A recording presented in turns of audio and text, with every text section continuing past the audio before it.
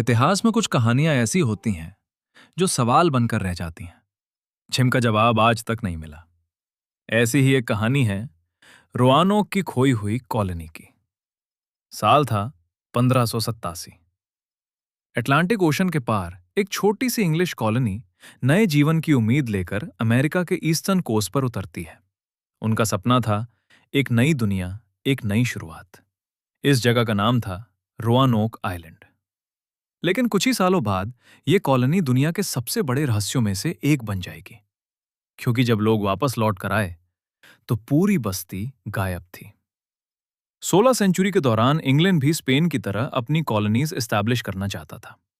1585 में पहला अटेम्प्ट हुआ, लेकिन सप्लाई और लोकल कॉन्फ्लिक्ट्स की वजह से वो मिशन फेल हो गया। फिर 1547 में गवर्नर जॉन वाइट के नेतृत्व में लगभग 115 सेटलर्स, जिनमें औरतें और बच्चे भी शामिल थे, रोआनोक आइलैंड पर दोबारा उतारे।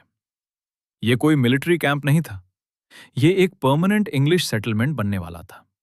उन सेटलर्स में से एक थी वाइट की बेटी एलिनोर डेयर, और उसने वहां एक बच्ची को जन्म दिया, वर्जीनिया डेयर, जो नॉर्थ अमेरिका में जन्मी पहली इंग्लिश चाइल्ड बनी।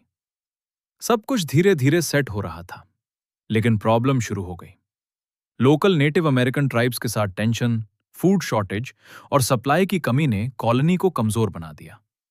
गवर्नर जॉन वाइट को मजबूरन इंग्लैंड लौटना पड़ा ताकि वो और रेशन और मदद ला सके। प्लान सिंपल था, कुछ महीनों में वापस आना। लेकिन हिस्ट्री ने कुछ और ही सोचा था। इंग्लैंड और स्पेन के बीच वॉर शुरू हो गया। शिप्स मिलिट्री यूज में चली गई और वाइट 3 साल तक वापस नहीं आ पाया। 1590 में जब वो फाइनली रोआनोक लौट कर आया, उसने जो देखा वो हैरान कर देने वाला था।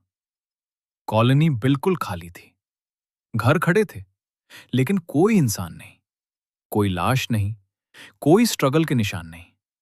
जैसे 115 लोग हवा में घुल गए हो। बस एक क्लू मिला।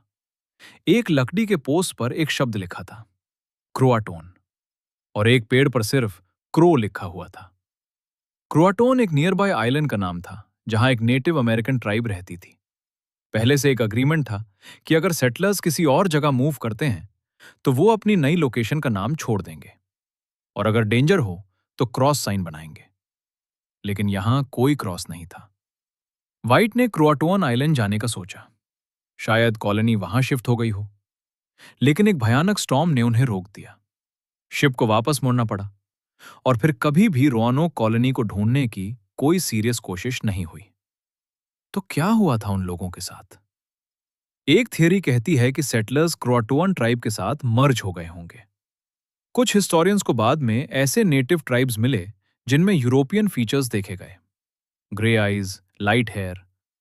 हो सकता है सर्वाइवल के लिए उन्होंने लोकल ट्राइब्स के साथ रहना चूज किया हो। दूसरी थ्योरी ज्यादा डार्क है। शायद किसी हॉस्टाइल ट्राइब ने अटैक किया हो, या फिर फैमिन और डिजीज ने कॉलोनी को खत्म कर दिया हो। कुछ लोग कहते हैं स्पेनिश फोर्सेस ने सीक्रेटली उन्हें डिस्ट्रॉय किया होगा, क्योंकि स्पेन उस वक्त अमेरिका में अपनी डोमिनेंस प्रोटेक्ट कर रहा था। लेकिन सबसे अनसेटलिंग बात यह है कि वहां किसी वायलेंट स्ट्रगल के निशान नहीं मिले। ना तो जाली हुई बस्ती, ना स्कैटर्ड वेपन्स। सब कुछ शांत था, बहुत ही शांत। आज भी रोआनोक को द लॉस्ट कॉलोनी कहा जाता है। आर्कियोलॉजिस्ट ने कई सालों तक एक्सकवेशन की, लेकिन कोई फाइनल प्रूफ नहीं मिला। कुछ आर्टिफैक्ट्स अलग अलग जगहों पर मिले हैं जो इंडिकेट करते हैं कि सेटलर्स शायद अलग ग्रुप्स में स्प्लिट हो गए थे। लेकिन उन 115 लोगों का एग्जैक्ट फेट अब भी अननोन है। सोचिए, 3 साल तक दुनिया से कटे हुए, एक अनजान जमीन पर जीने की कोशिश करते हुए लोग।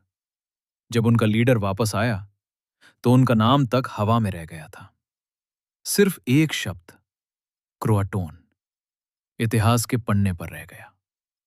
रोआनोक सिर्फ एक मिसिंग कॉलोनी नहीं है, ये इंसानी हिम्मत, सर्वाइवल और अननोन के डर की कहानी है।